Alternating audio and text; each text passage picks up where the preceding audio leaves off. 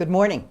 I'm Patti White, and I'm here interviewing our former pastor of pastoral care, Reverend Jacque Franklin, and her husband, Tom Francis. Good morning. Good morning. Good morning. Now, I know that we have plenty to talk about, but I am compelled to ask you a couple of the questions that we ask everyone in the interview, just kind of the nuts and bolts of your relationship with the church.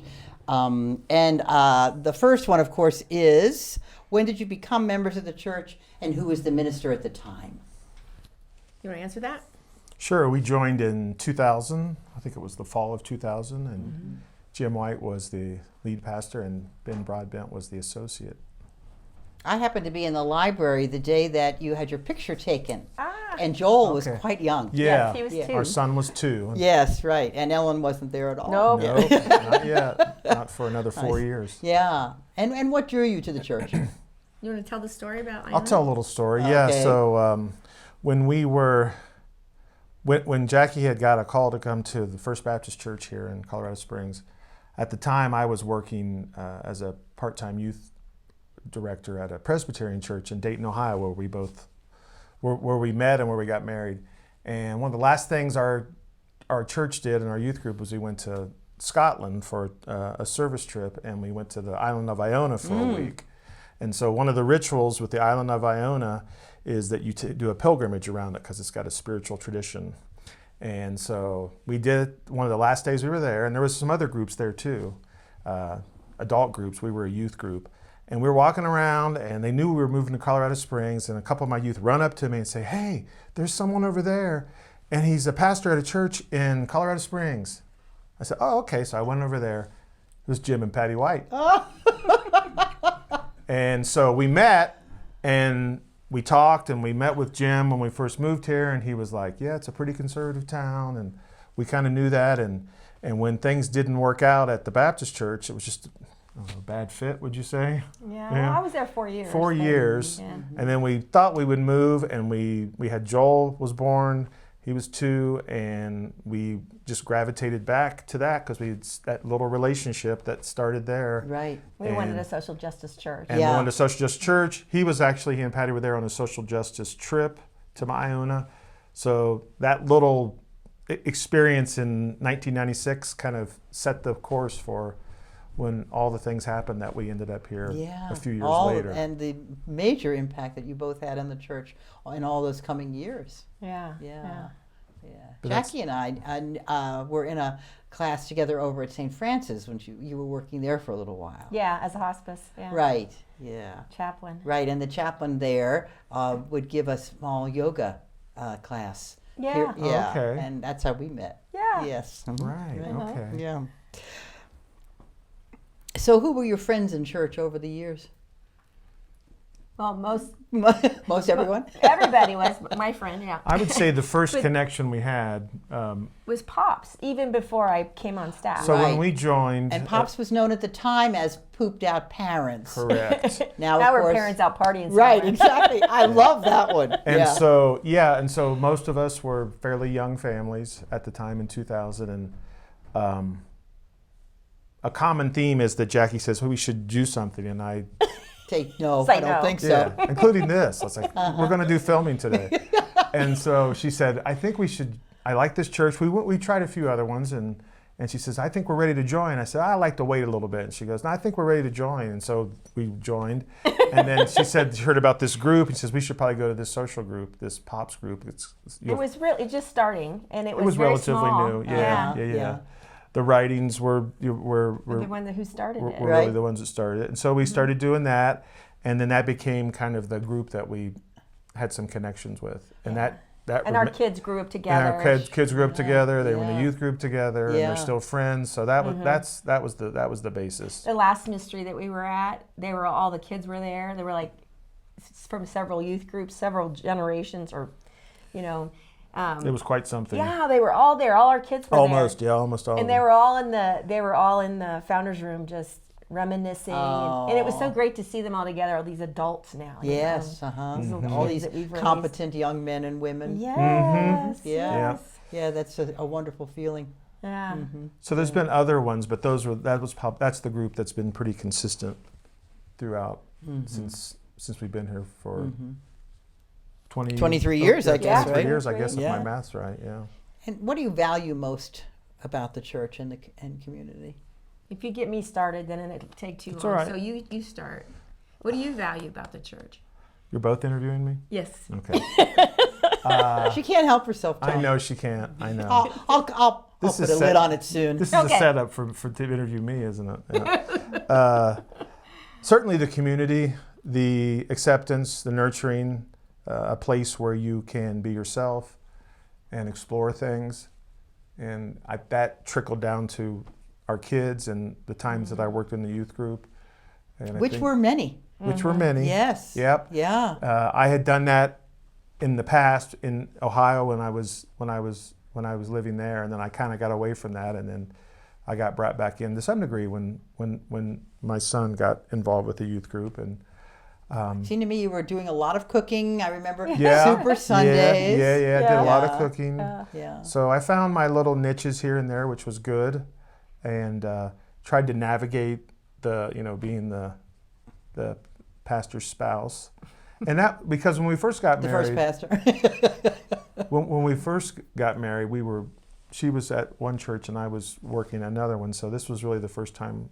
Well, no, I guess it wasn't the first time, but The first time was when yeah, we moved here. Yeah. But anyway, yeah. So I just valued the community. I think that was the main thing, and just a place where I could be myself.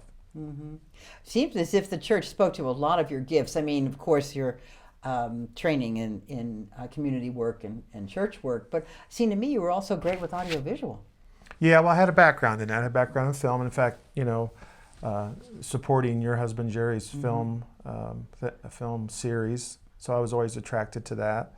And then, But good with a microphone, good pretty with a good. projector. Well, I did. Good with technical I did go to difficulties. film school for a few years, so I knew enough just to know a little bit. And then you also worked at the Wyndham.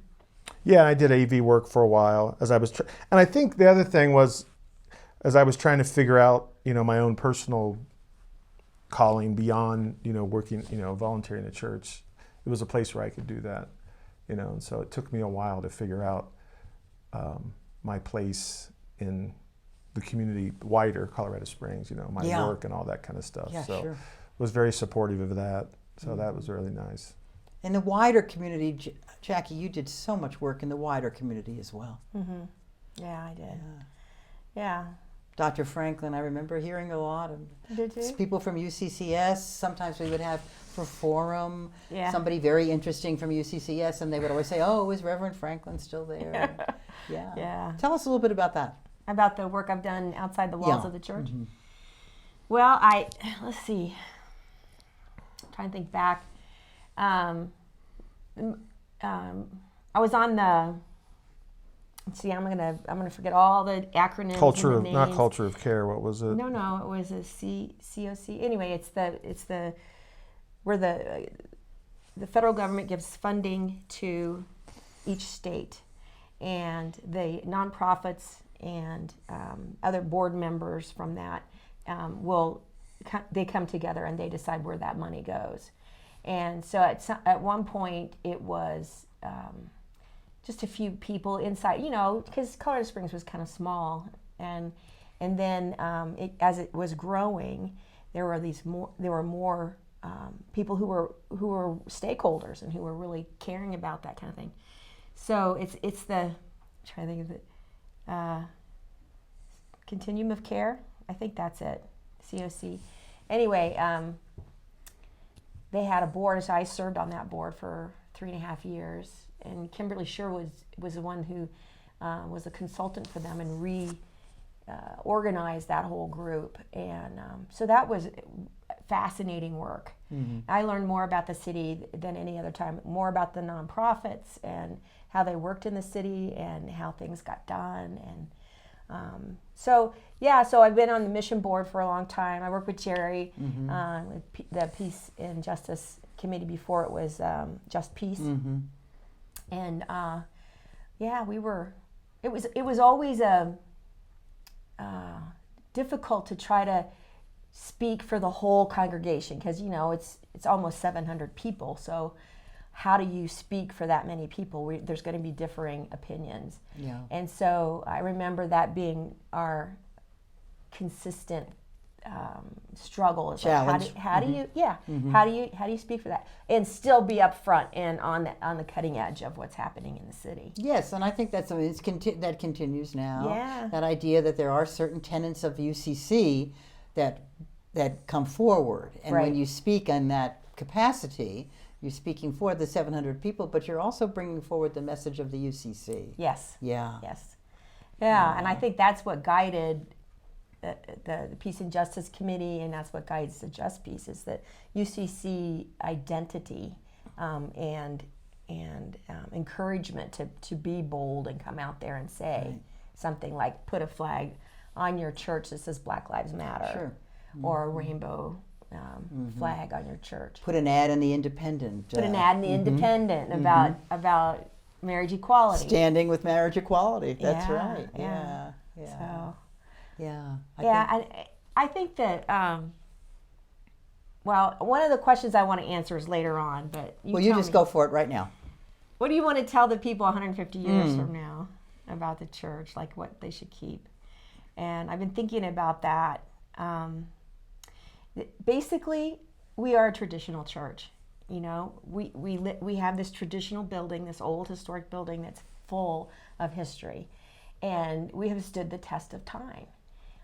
And I believe that this traditional, you know, and some people see that as a bad word, you know, traditional. There's some traditions that need to stay, some traditions need to shift, some traditions need to go.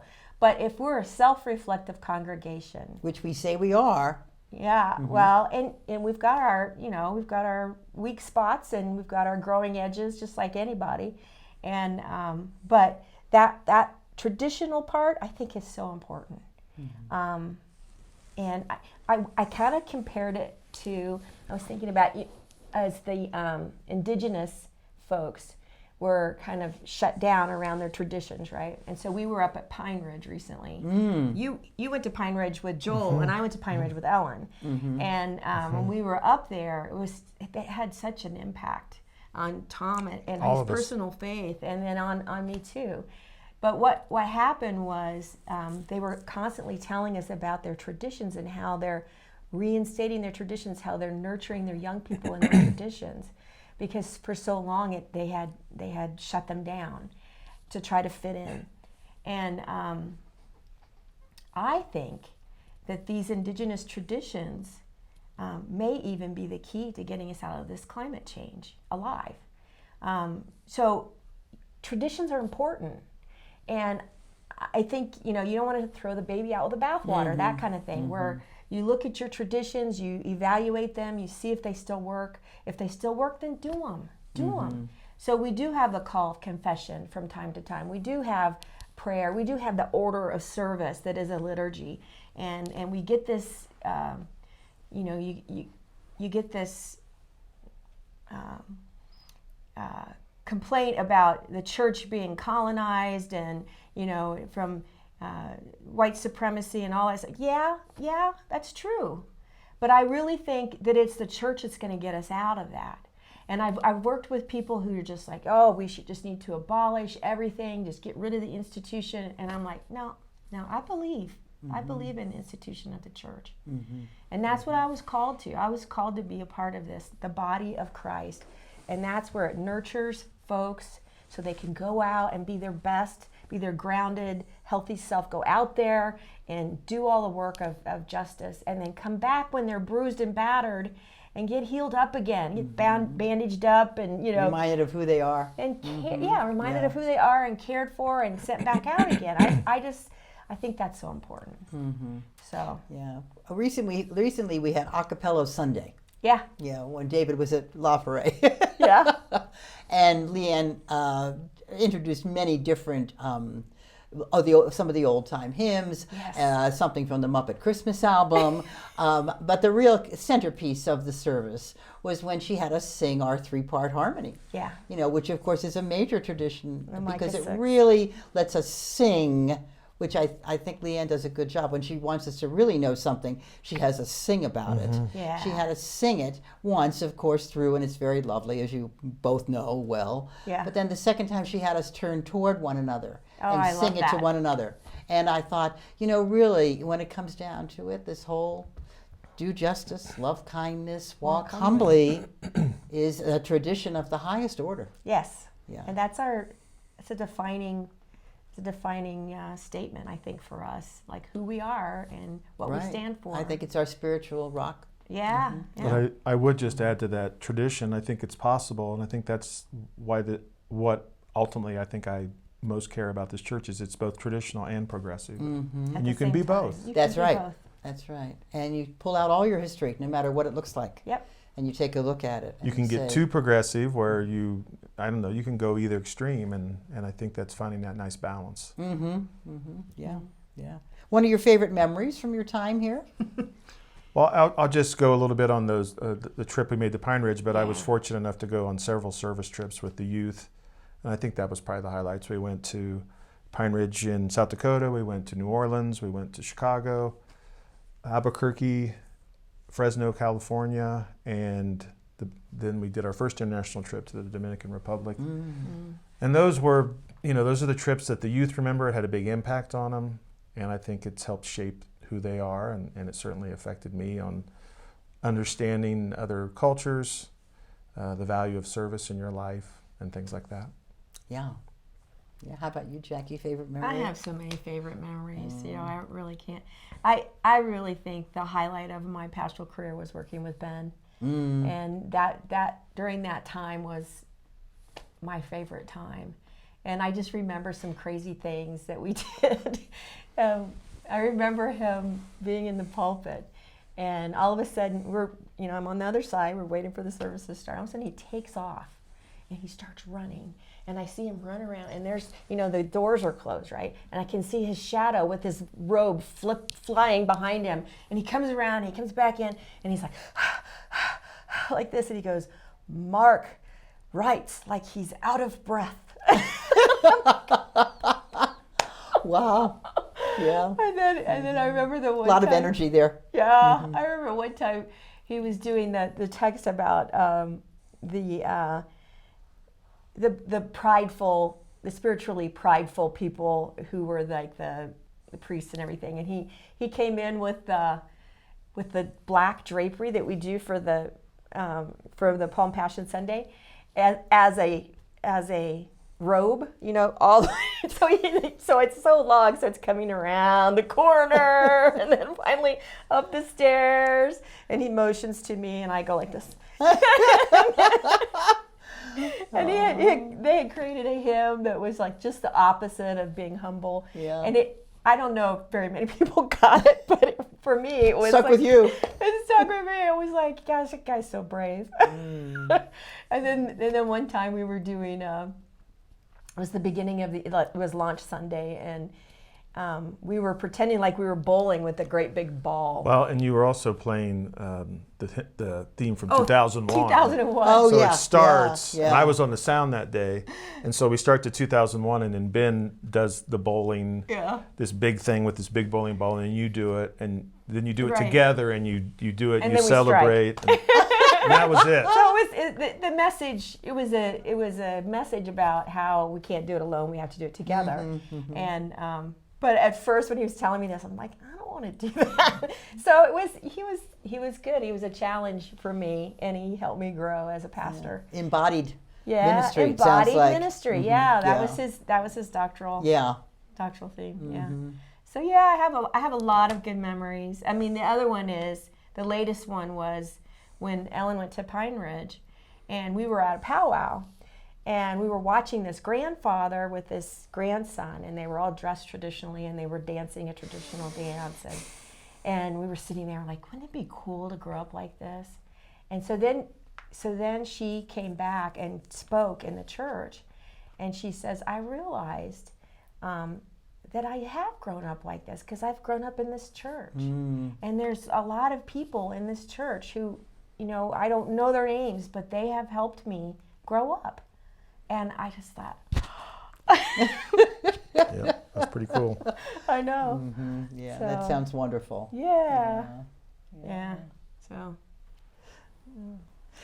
So Jackie told us what she thinks the advice would be 150 years from Oh, now. wow. How about you, Tom? I don't know. That's a good one. And I don't know if we talked about that one, did we? No, we didn't. I guess it would just continue to try to be as authentic as you can and do this balance between the traditions and thinking ahead, being more progressive and However that will look. however that will look. And just try to stay in tune with what's happening. But be true to yourself. But at be the true same to time. yourself, have that grounding, but also be, okay, this is where we're going. Let's not be afraid to go there. And if we have that solid foundation, we'll make it. We'll be all right. And be grounded in the Spirit of God rather than just our own egos. And do the best you can to remain, open and inclusive as best you can. Yeah, And know that you're going to make mistakes. right. The whole God is still speaking, something again that Yeah, the that's- major message of UCC. Yep. I can remember being in church when you were studying polity for UCC, Oh, yeah, and you would sometimes share with us. So, and did you realize that this is what we do? This and it's kind of interesting to see that learning. And Yeah. of course, most congregants don't know much about deep polity, so Yeah. it was very instructive for the congregation as well. Yeah. I remember the sermon I preached on covenant and what that meant. Yeah. And that's a big issue, a big theme in UCC. Yeah. And I would just add one more thing about memories is just being part of the OWL program was a big memory for me. Oh, And being able to be an yes. OWL instructor and to have those conversations with young people again and give them a space where they could explore something as meaningful and powerful as that. Yeah. A real and- pillar of life. And Oh, I'm so yeah. glad my kids went through it. Yeah, Mm-hmm. yeah, for sure. Yeah. And helped me as well. Yeah. And understanding Yeah, me myself. too. Yeah, I mean, it Yeah. really does. We So were both so involved. Lots of opportunities, and that both you were able to help others and give back, but also gain in your own Yeah. personal growth. That your own mutuality spiritual is growth. great. Yeah, Yeah. it is. Yeah. You know you're in the right So spot. keep when you're doing that, that. I think, and I think that the church hopefully will continue. Mm-hmm. I know there's a lot of naysayers out there, but keep doing what you're doing. It's Yeah. just Well, you knew that the from the church. inside out, really. That Yeah. I think when you're on staff at a place that is, kind of cutting edge, then you have a lot of people coming in and saying, "Well, I want to go there, but not quite yet." yeah, Yeah. yeah, Sure. and you got to love them into it. Yeah, that's a great way to put it. Mm-hmm. Yeah.